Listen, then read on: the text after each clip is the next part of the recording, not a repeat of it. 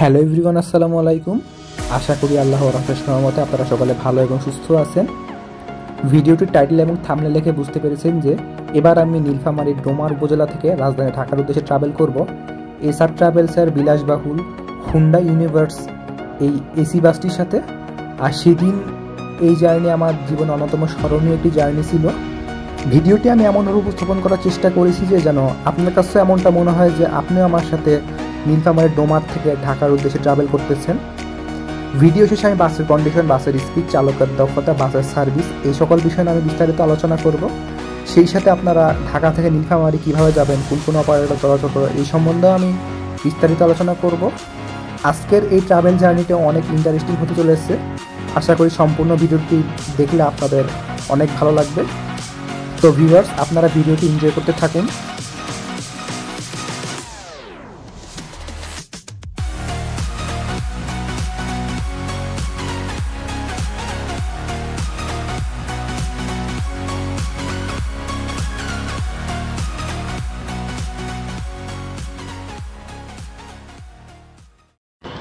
ঘুরিতে এখন সময় রাত 8টার মতো, আর আমি অবস্থান করতেছি নীলফামারীর ডোমার উপজেলা এসআর কাউন্টারের সামনে। আর এই কাউন্টারটি বেশ অনেক ছোট, এখানে ওয়াশরুমের কোনো সুব্যবস্থা ছিল না। ভিউয়ার্স, চাইলে আপনারা এই বাস ছাড়ার টাইম টেবিল স্ক্রিনশট দিয়ে রাখতে পারেন।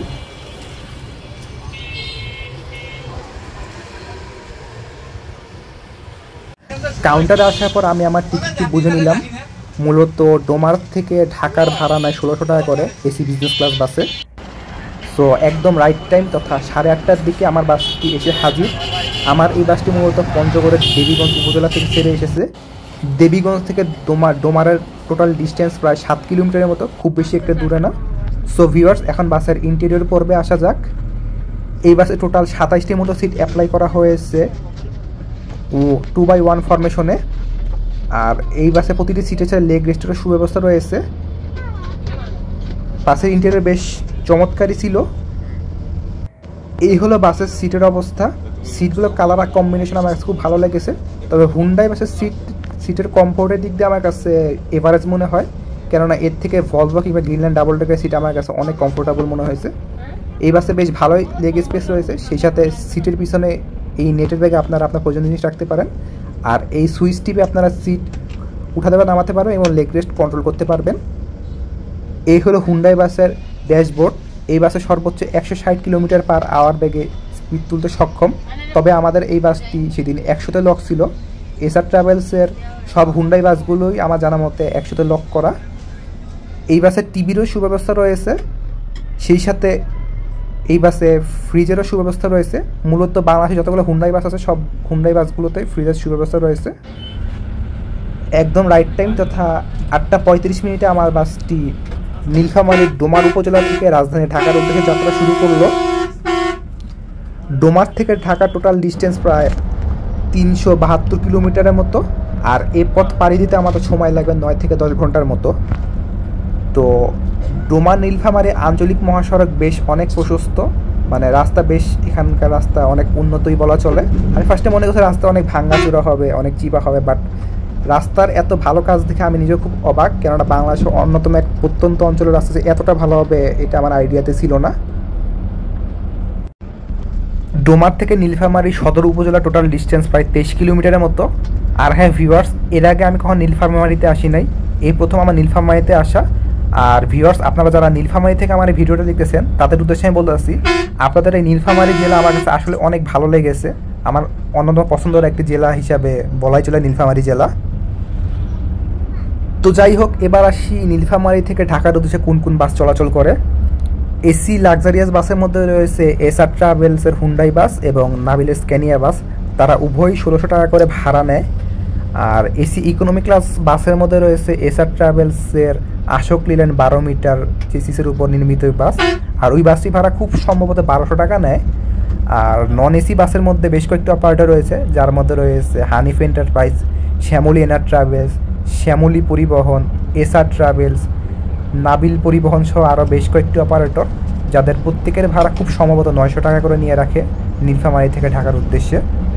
তো যাই হোক ভিউয়ার্স, প্রথম থেকে আমাদের বাসটি একেবারে রাশ মোডে ছিল, মানে একেবারে উড়াধুরা খেলাধুলায় ব্যস্ত আমাদের বাস। সেদিন বেশ অনেক রাত চালিয়েছে বলা চলে। তবে এই ড্রাইভিংটা আমি এক কথায় বলতে আমি খুব এনজয় করেছি। তাছাড়াও অন্য অন্য যাত্রীদের প্রেক্ষাপটে আমি যদি বলি, অনেকের কাছে ড্রাইভিংটি রেকলেস বলে মনে হয়েছে, বাট সত্যি করে বলতে মানে একটি লাক্সারিয়াস বাসের কাছে খুব বেশি রেকলেস ড্রাইভিং আমি আশা করিনি। মানে এক কথায় বলতে গেলে সেদিন আমাদের বাসটি একদম উড়াধুরা টেনেছিল, আর সেই সাথে সাপের মতো বেশ কয়েকটা বাউলিও মেরেছিল। আর সেই সাথে আমাদের এই বাসটি বেশ কয়েকবার ক্রুজ কলের মুখোমুখি সম্মুখীন হয়েছিল, মানে মুখোমুখি সংঘর্ষের মতো আর কি। আর বেশ কয়েকবার হার্ট ব্রেকও আমি লক্ষ্য করেছি, রিটার্ডার খুব বেশি একটু ইউজ করেনি। মানে এক কথায় বলতে গেলে রেকলেস ড্রাইভিং বলাই চলে আর কি। তো যাই হোক ভিউয়ার্স, এরকম ড্রাইভিং অনেকের কাছে এনজয়েবল, আবার অনেকের কাছে অনেক ভীতিকর বটে। তবে সেদিন এই জার্নি আমি খুব উপভোগ করেছি সত্যি করে বলতে। সো ভিউয়ার্স, এখন আপনারা ডোমান নীলফামারী আঞ্চলিক মহাসড়কের সৌন্দর্য উপভোগ করতে থাকুন।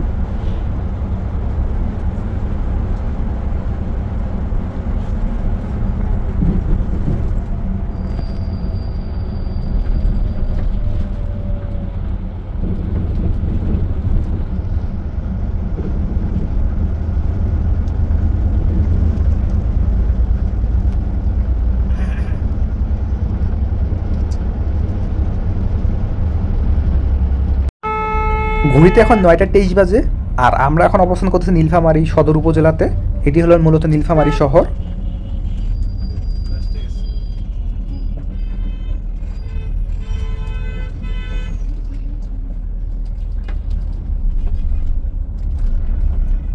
আমাদের সামনে দেখুন নাবিলের একটি বাসের ক্রসিং হবে। এই বাসটি মূলত দিনের বেলা ছেড়ে এসেছিল।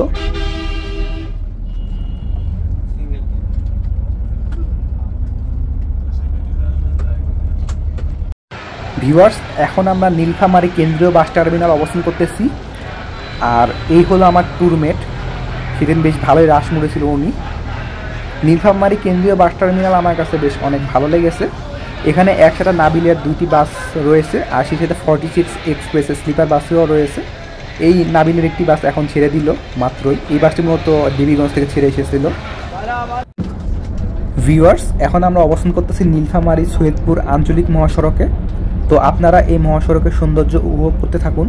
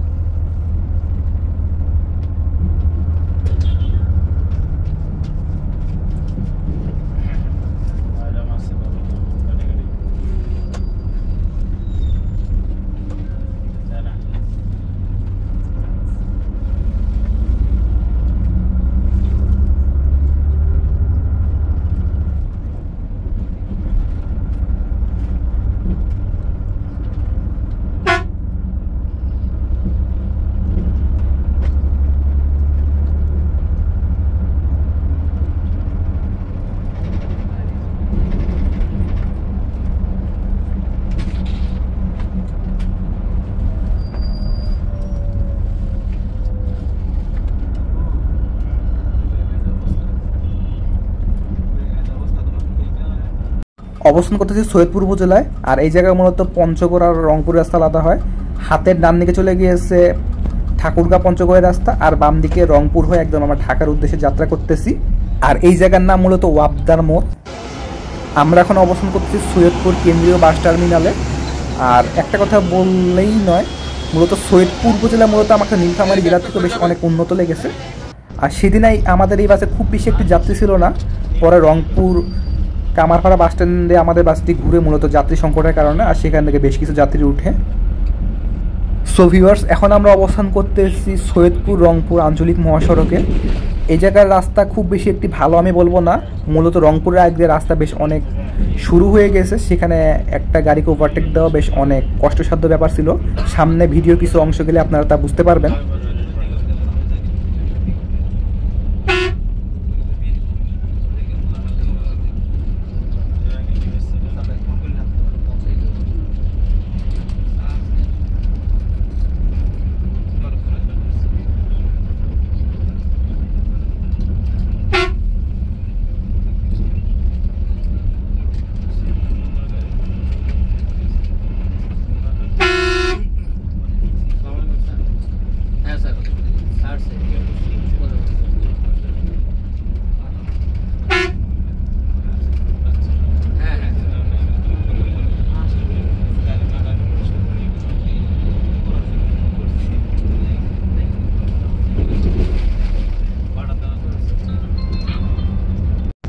আমাদের সামনে এখন রয়েছে পঞ্চগড়ের দেবীগঞ্জ উপজেলা থেকে ছেড়ে আসা 46 এক্সপ্রেসের স্লিপার কোচ।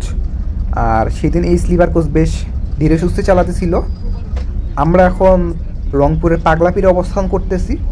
আর এই জায়গা থেকে মূলত শুরু রাস্তা, একদম মানে কি বলো, এখানে রাস্তার গাড়ির প্রচুর চাপ, আর রাস্তার সেই তুলনায় বেশ সরু বলা চলে।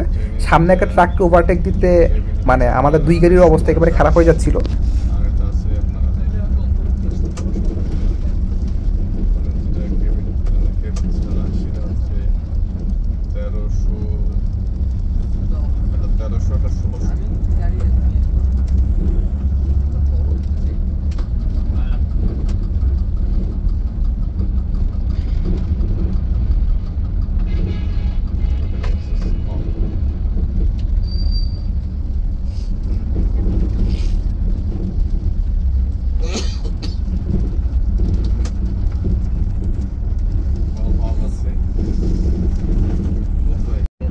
একটা পর্যায়ে আমাদের বাসের পাইলট মেজাজ একেবারে হারিয়ে ফেলে। সে একেবারে সাপের মতো বাউলাবালি করতেছে 46 এক্সপ্রেস বাসটাকে ওভারটেক দেওয়ার জন্য, বাট কিছু করার নাই, সামনে গাড়ির প্রচুর চাপ।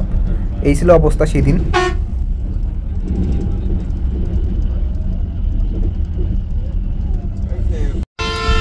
ডান সাইড দিয়ে শালকি ক্লাসিকের নন এসি কোচটি আমাদের খুব বাজেভাবে একটা চাপ দেয় সে আমাদেরকে ওভারটেক দিয়ে দিল। মূলত এই জায়গায় গাড়ির এমনি প্রচুর চাপ, আর তার উপর এই সেমি লোকাল বাসটি মানে এরকম ওভারটেক করা আসলে ঠিক হয়নি তার কাছে। মানে কিছুই করার নাই, এইসব সেমি লোকাল বাসের ড্রাইভিং এক কথা বলতে গেলে একদমই বাজে। তবে সবাই বাজে ড্রাইভিং করে তা না, বাট কিছু কিছু ড্রাইভারদের জন্য আর কি বদনাম হয়।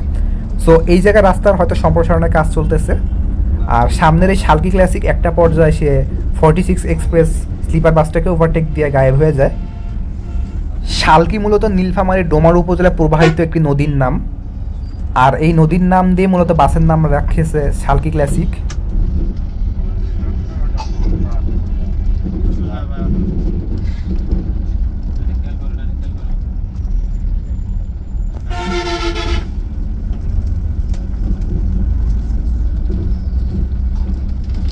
আমাদের বাসটি এখন রংপুর শহরে প্রবেশ করলো। আমি বাংলাদেশে যতগুলো বিভাগে ভ্রমণ করেছি তার মধ্যে এই রংপুর বিভাগ আমার কাছে পিছিয়ে পড়া মনে হয়। তবে রিসেন্ট কয়েক বছর ধরে রংপুর বিভাগে উন্নতি করার চেষ্টা করতেছে।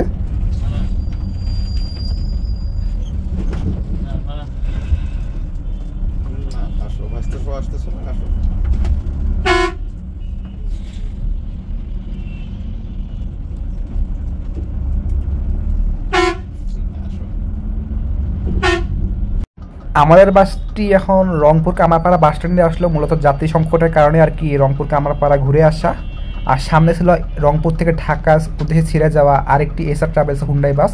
আর এই বাসটির সাথে আমাদের বেশ কিছুক্ষণ খেলাধুলা হয় রাস্তায়।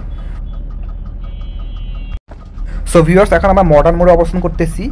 এই জায়গায় মূলত লালমনিরহাট, কুড়িগ্রাম, নীলফামারী, পঞ্চগড়ের রাস্তা আলাদা হয়।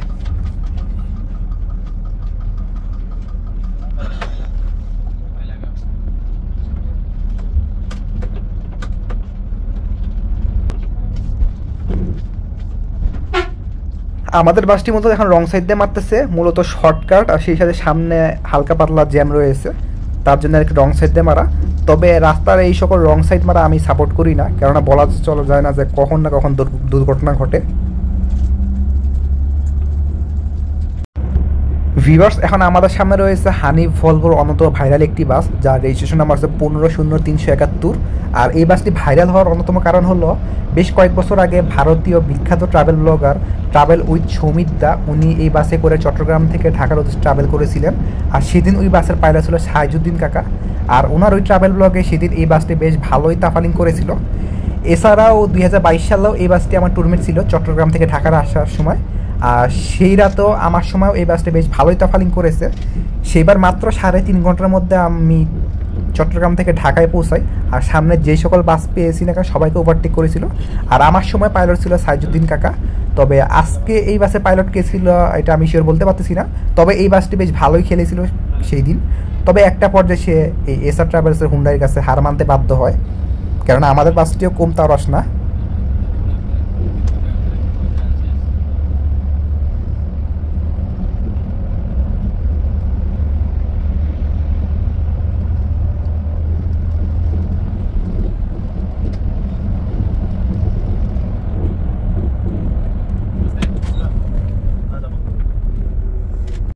সো একটা পর্যায়ে এখন হানিফের ভলভো আমাদের কাছে ওভারটেক খাবে। আর মূলত ভলভোর থেকে হুন্ডাইয়ের পিক আপ বেশ অনেক ফাস্ট। ভলভোর হর্স পাওয়ার হলো 340 আর হুন্ডাইয়ের হর্স পাওয়ার হলো 410। সেই তুলনায় হুন্ডাইয়ের পিক আপ অনেক ফাস্ট। তবে বৃষ্টিতে ভলভোর পারফরমেন্স এক কথা করে অসাধারণ, তখন হুন্ডাইও একেবারে বিড়াল হয়ে যায়, ভলভোর কাছে পাত্তা পায় না। এবার আমাদের সামনে পড়ে রংপুর থেকে কিছুক্ষণ আগে ছেড়ে আসা এসআর ট্রাভেলস সেই হুন্ডাই বাসটির সাথে। আর এই হুন্ডাই বাসের সাথে আমাদের বেশ অনেকক্ষণ রেস চলে, তবে কেউ কাউকে ওভারটেক দেয়নি। ওভারটেক দেওয়ার সুযোগও ছিল, বাট আমাদের পাইলট ইচ্ছা করে এই বাসটাকে ওভারটেক দেয় নাই। মূলত তার বাম্পার ধরে ধরে আমরা সামনে আগাচ্ছিলাম। আমার কাছে এই জিনিসটা খুব ভালো লেগেছে, মূলত তারা একজন আরেকজনকে খুব বেশি রেসপেক্ট করে।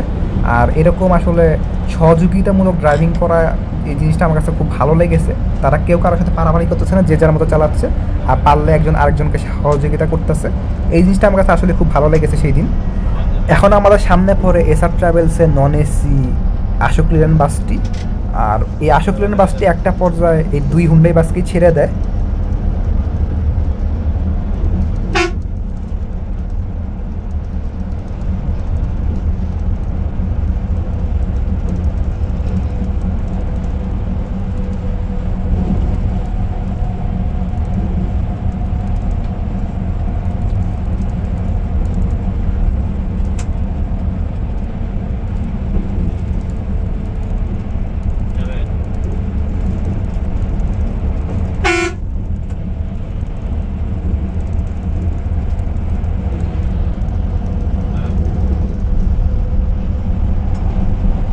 সো একটি পর্যায়ে আশোক লেল্যান্ড বাসটি হুন্ডাই বাসটিকে ছেড়ে দেয়, মূলত ছোটো ভাই বড় ভাইকে সম্মানের খাতিরে আর কি ছেড়ে দেওয়া। আর এই জিনিসটি দেখে আমার খুব ভালো লেগেছে।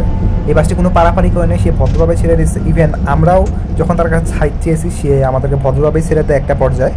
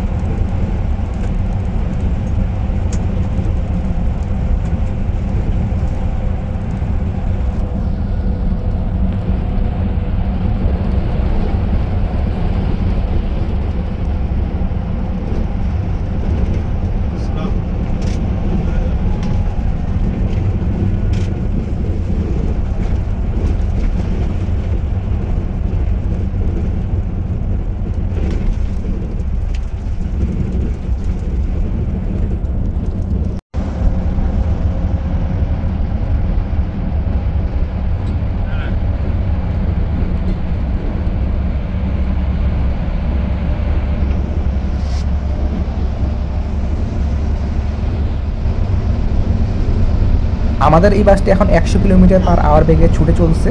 আর এই বাসটি মূলত 100-তে লক। তারপরও লক হওয়ার পরও আমাদের এই বাসটি বেশ ভালোই তাফালিং করেছে। উত্তরবঙ্গের নামি বেনামি যতগুলো ব্যানার আছে না সবাইকে আমরা ওটি দিয়েছি। মানে হিসাবে বলতে গেলে অর্ধশতের দিকের উপরে বাস, শুধুমাত্র বাসই আমরা ওভারটেক দিয়েছি সেদিন।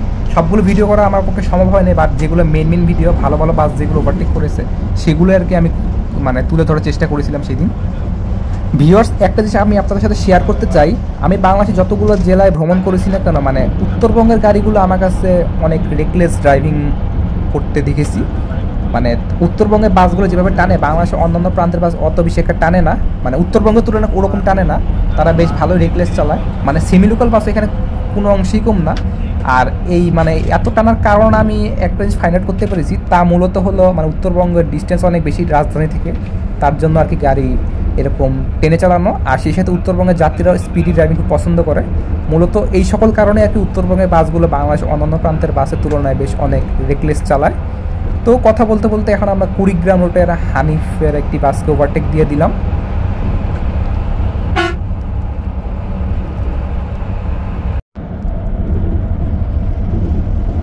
এইবার আমাদের সামনে পড়ে পঞ্চগড় রুটের হানিফের একটি বাস। মূলত এটি কেটিসি সেকশনের গাড়ি, হয়তো এটি একসময় রাজশাহী চাপাই রুটে চলাচল করতে, বাট এখন এটি ঢাকা পঞ্চগড় রুটে চলাচল করে। সেদিন এই পঞ্চগড়ের হানিফ বেশ ভালোই তাফালিং করেছে, মানে কি বলবো, তারা ওভারটেক তো একেবারে অসম্ভবই একটা পর্যায়ে আমার কাছে মনে হয়েছে। তবে একটা পর্যায়ে সে হুন্ডাইয়ের কাছে মানে পাত্তা পেল না, আমরা খুব সুন্দরভাবে তাকে ওভারটেক দিয়ে দিই।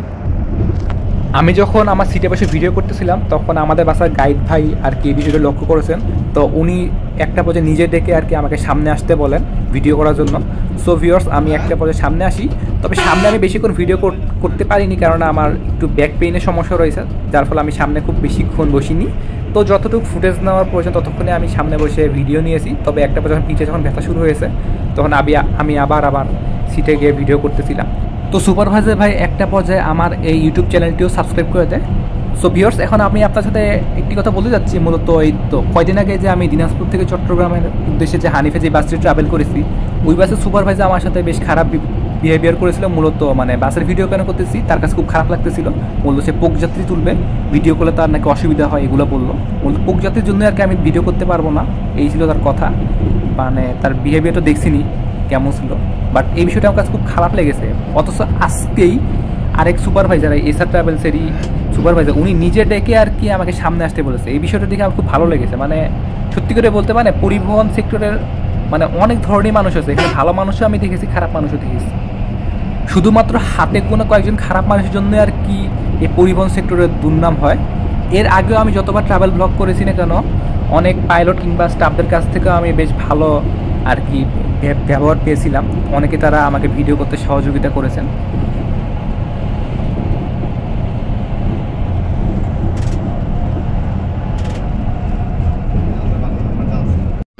ভিউয়ার্স, এখন আমরা অবস্থান করতেছি গাইবান্ধার পলাশবাড়ি উপজেলাতে।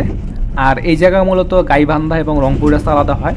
সামনে গিয়ে হাতের বাম দিকে গাইবান্ধা রাস্তা চলে গেছে। আর এই জায়গায় রাস্তা সম্প্রসারণের কাজ এখনও চলতেছে, তাই এই জায়গায় বেশ কিছু অংশের রাস্তা ভাঙ্গা রয়েছে। সেম কেস গোবিন্দগঞ্জ আপনারা দেখতে পারবেন, রাস্তার বেশ অনেকাংশে ভাঙ্গা রয়েছে মূলত সম্প্রসারণ কাজের জন্য। সো ভিউয়ার্স, সামনে হালকা পাতলা জ্যামের কারণে হানিফের ওই নন এসি বাসটি একটা পর্যায়ে আমাদের দৃষ্টিসীমা বাইরে চলে যায়। তো এখন আমাদের সামনে পরে হক স্পেশালের Mercedes Benz packet AC bus. আর এই বাসটি সেদিন বেশ ভালোই তাফালিং করতেছে, মানে সেও সাড়ে টানতেছিল। আর ওই বাসটি সব থেকে বড় ফ্যাসিলিটি ছিল যে ওই বাসটি আনলক ছিল, যার ফলে ওই বাসটি চাইলে 120, 130, 40 তুলতে পারতো। আর আমাদের বাসটি 100-তে লক, তবে আমাদের বাস পিক আপ ফাস্ট, মানে এই ছিল একটা অবস্থা। ওই বাসের স্পিড সে আনলিমিটেড তুলতে পারতো, আর আমাদের পিক আপ ফাস্ট হওয়া সত্ত্বেও লকের কারণে আর কি আমরা হকের বাসের থেকে বেশ কিছুক্ষণ পিছিয়েছিলাম। তো ভিউয়ার্স, আপনারা এই হক স্পেশাল আর এসআর হুন্ডাইয়ের রেসটি উপভোগ করতে থাকেন, আর ফাইনালি দেখতে থাকেন এই রেসে কে জিতেছে। আমি বলবো না, আপনার এই সম্পূর্ণ ভিডিওটি দেখেন শেষ পর্যন্ত কে জিতছে এই রেসে, হক স্পেশাল নাকি এসআর হুন্ডাই।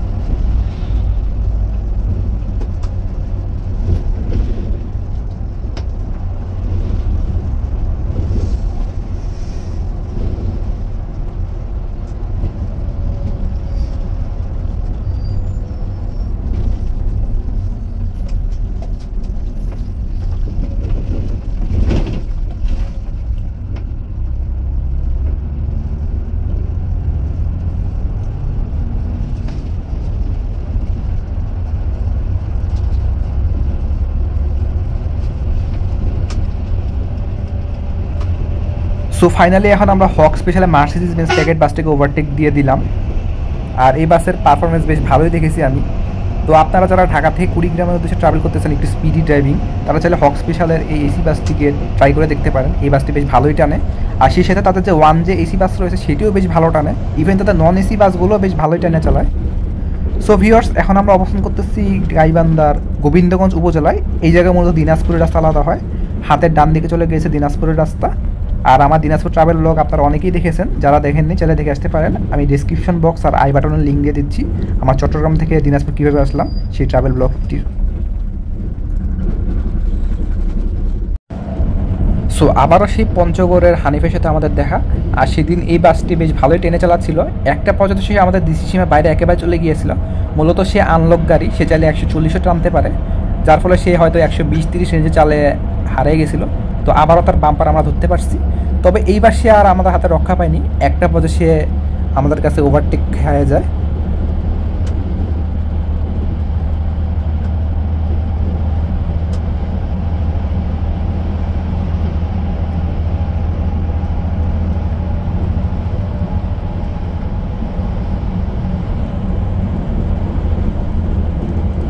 এনা বেচারা ট্রাকের গ্যাপে পড়ে আর কি ওভারটেক খাইলো।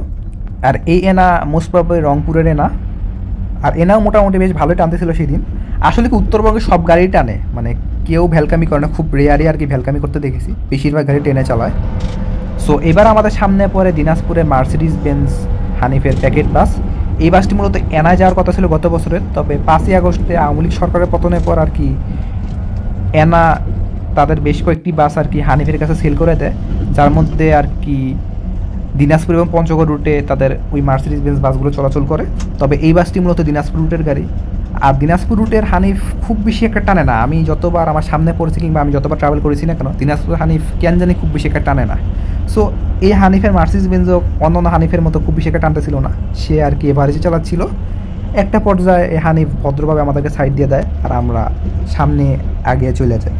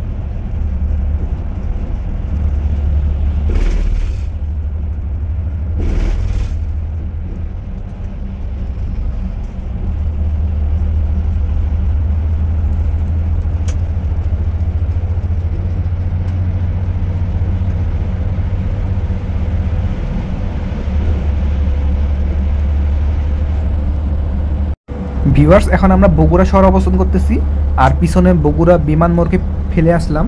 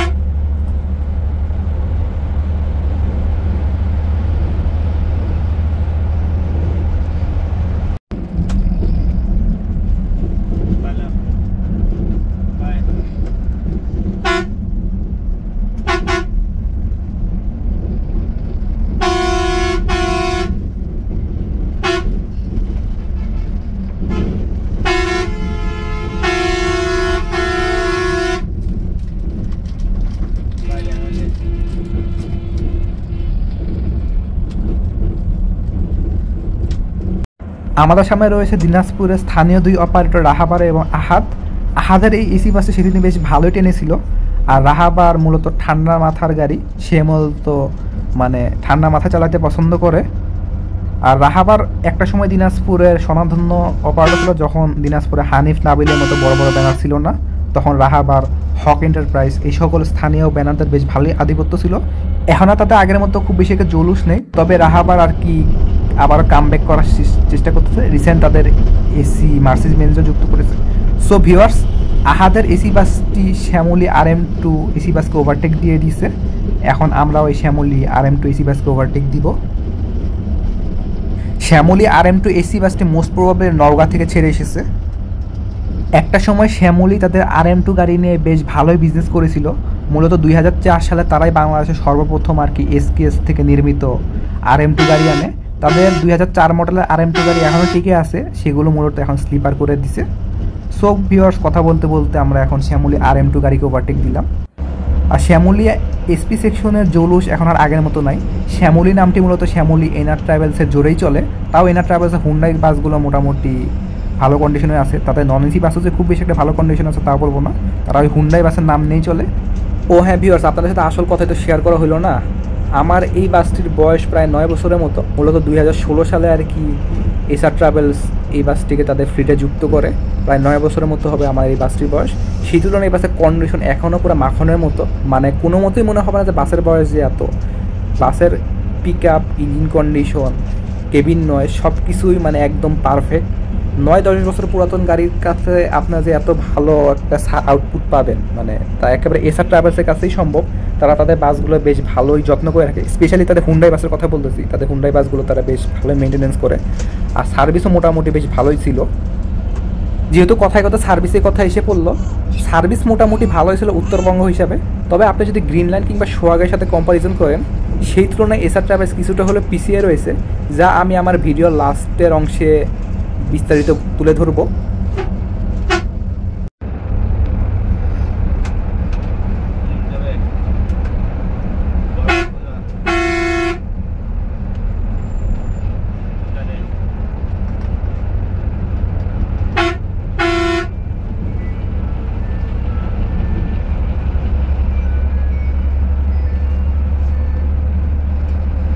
ভিউয়ার্স, এখন আমরা নাবিল হাইওয়ে রেস্টুরেন্ট ক্রস করতেছি।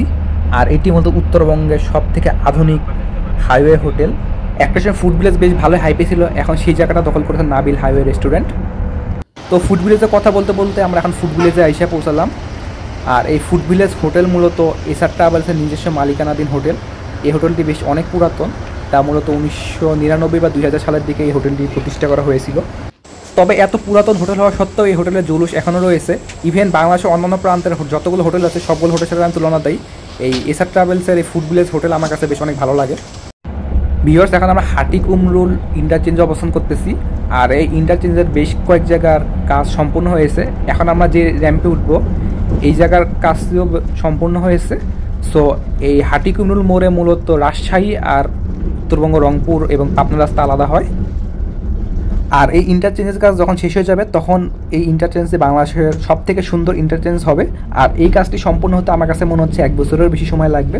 তবে বর্তমানে বাংলাদেশে একটি মাত্র ইন্টারচেঞ্জ রয়েছে, যা মূলত ভাঙ্গা মাওয়া এক্সপ্রেস হাইওয়েতে অবস্থিত। সো ভিউয়ার্স, এখন আমাদের সামনে রয়েছে দিনাজপুরের হানিফের business class non AC bus. আর এই বাসটি আমার 2022 সালের এক্সটুরমেন্ট ছিল দিনাজপুর থেকে ঢাকা আসার সময়। এই বাসটি খুব বেশি কেটে টানে না, সেই দিনও সে খুব বেশি কেটে টানতেছিল না। হয়তো পাইলট খুব সম্ভবত মোমেন কাকাই ছিল, উনি রিল্যাক্সে ড্রাইভিং করতে ভালোবাসে। সো একটি পর্যায়ে এই হানিফের এই নন এসি কোচটিকে আমরা খুব সুন্দরভাবে ওভারটেক দিয়ে দিই।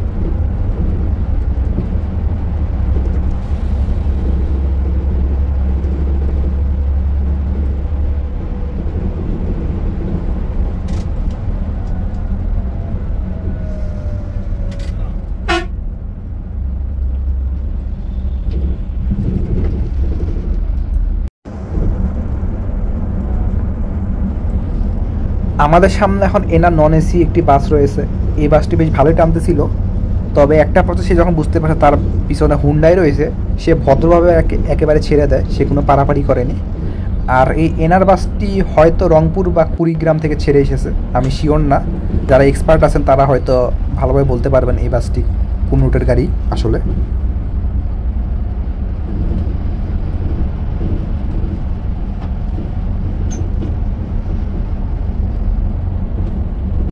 ভিউয়ার্স, এখন আমরা সিরাজগঞ্জের কড্ডা অবস্থান করতেছি। আমাদের পাশ দিয়ে রাজশাহী রোডের হানিফের একটি নন এসি বাস যাচ্ছে। আর আমরা যখন সিরাজগঞ্জের কড্ডার কাছাকাছি এসে পৌঁছাই তখন বেশ ভালোই মুষলধারে বৃষ্টি পড়তেছে। তবে এই বৃষ্টির ব্যাপ্তি খুব বেশি একটা ছিল না, যমুনা সেতুর আগেই আর কি হঠাৎ করে বৃষ্টিটি শেষ হয়ে যায়।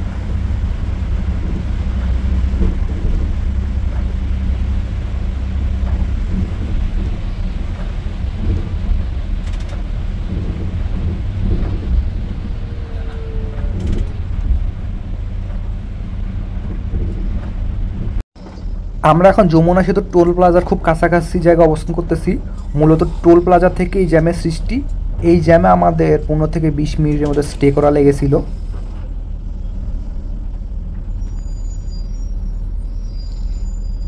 সো ভিউয়ার্স, ফাইনালি এখন আমরা যমুনা সেতুতে উঠলাম। আর এই যমুনা সেতু মূলত উত্তরবঙ্গের প্রাণ। এই যমুনা সেতু ছাড়া উত্তরবঙ্গ চলেই না। 1998 সালে আর কি এই যমুনা সেতু উদ্বোধন করা হয়।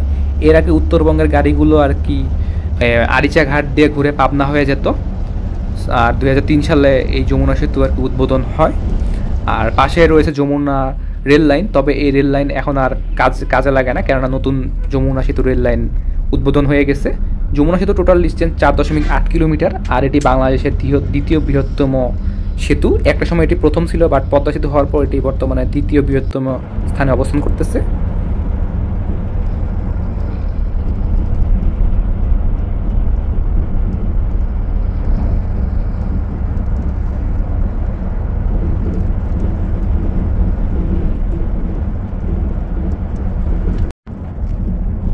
আমরা এখন যমুনা অ্যাপ্রোচ হাইওয়েতে অবস্থান করতেছি।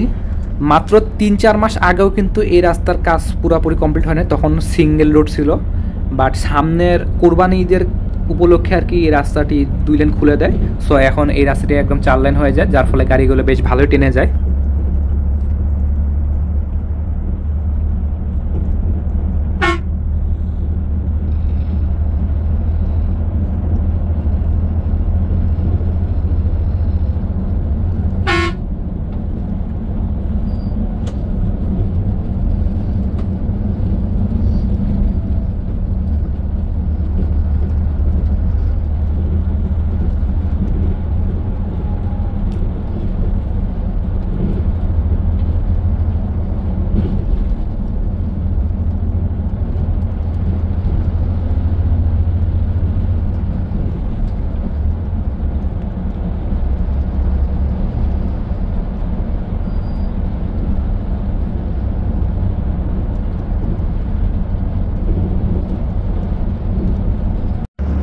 সো ভিউয়ার্স, একটা পর্যায়ে আমরা রাজশাহীর হানিফ বাসটিকে ওভারটেক দিয়ে দেই। আর বাংলাদেশে যতগুলো তারাস হানিফ বাস চলাচল করে না কেন, বেশিরভাগই রাজশাহী রুটের হানিফ। আমি বুঝি না রাজশাহী রুটের হানিফগুলো এত তারাসি করে কেন। এই জন্য রাজশাহী রুটে আমার যাওয়ার ফার্স্ট চয়েস হলো হানিফ। আর সামনের পিঙ্কি পরিবহন নাবিলের 1J এসি বাসটিকে ওভারটেক দেওয়ার চেষ্টা করতেছে, তবে সে পারেনি। আর এই পিঙ্কি পরিবহন মূলত কুড়িগ্রাম থেকে ছেড়ে আসা গাড়ি। এটি মূলত একে 1J গাড়ি ছিল।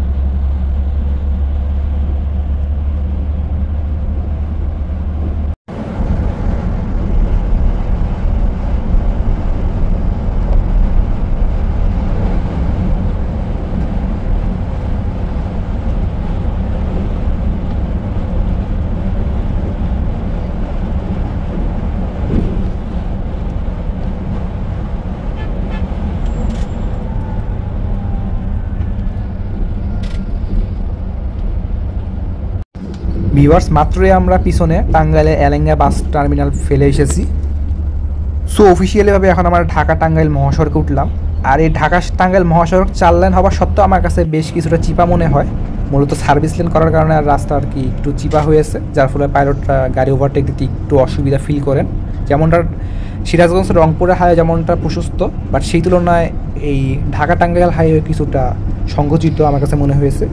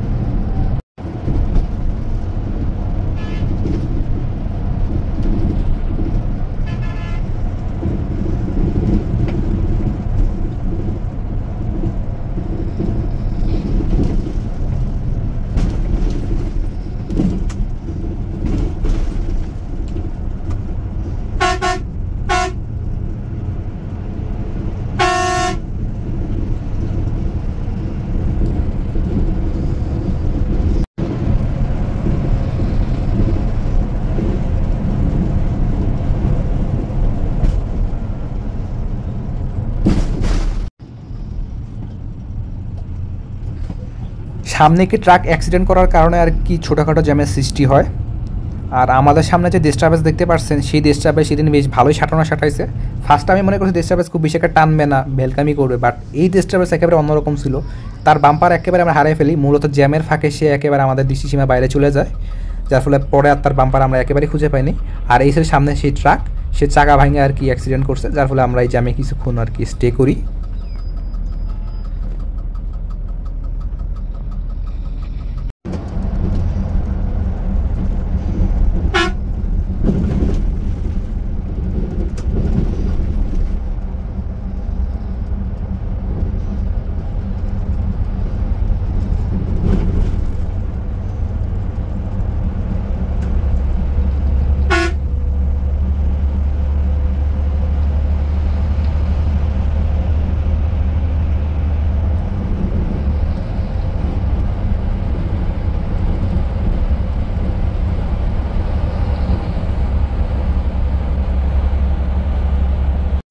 ভিউয়ার্স, চন্দ্রার রাখতে আমি হঠাৎ করে ঘুমিয়ে যাই, যদিও আমার ঘুমানোর কোনো নিয়ত ছিল না, বাট সেই দিন বেশ আমি অনেক জার্নি করেছি, স্পেশালি আর কি দিনাজপুর, চট্টগ্রাম থেকে দিনাজপুর আসি, তারপর দিনাজপুর সারাদিন ঘোরাঘুরি করে আবার নীলফামারী ডুমারে গেছি, অনেক ঘোরাঘুরি হয়েছে, তার ফলে আমি একেবারে টায়ার্ড ছিলাম। তাই হঠাৎ করে আমার নিজের অজান্তেই ঘুমিয়ে যাই। যখন আমার ঘুম ভাঙে তখন আর কি আমি নিজেকে এই সরু রাস্তা আবিষ্কার করি। মূলত এই সরু রাস্তা আমাদের বাস বেশ ভালোই রেকলেস টানতেছিল, হঠাৎ তার হার্ট ব্রেক করার কারণে আমার ঘুমটি ভেঙে যায়। তখন নিজেকে আবিষ্কার করে আমি এই রাস্তায় আসি। আর এই রাস্তা মূলত চন্দ্রার একেবারে ধামরাই পর্যন্ত গিয়েছে। আর এই আমি আগেও নাম শুনেছি, মূলত উত্তরবঙ্গের জ্যাম থাকার কারণে আর কি বাসগুলো বাইপাস হিসাবে এই রোড ইউজ করে। মূলত সামনে জ্যাম থাকার কারণে হয়তো আমাদের বাসটি এই বাইপাস রোড ইউজ করে যাচ্ছিল। আর এই চিপা রোডের মধ্যে আমাদের বাসটি বেশ সাটায় টানতেছে, মানে একটা বাজে আমি একবারে মোশন সিকনেসে ভুগতেছিলাম, মানে কী যে ঘুরতেছে, হঠাৎ করে ঘুম থেকে উঠছি, যার ফলে আর কি আমার এই অবস্থা, নিজেকে আর কি সামনে রাখতে পারতেছিলাম না। মনে হচ্ছিল এই বুঝি বাসটি কন্ট্রোল হারায় যায়, বা এই বুঝি বাসটি গাছ মেরে দেয় নাকি, এরকমটা আর কি মনে হচ্ছিল আমার কাছে।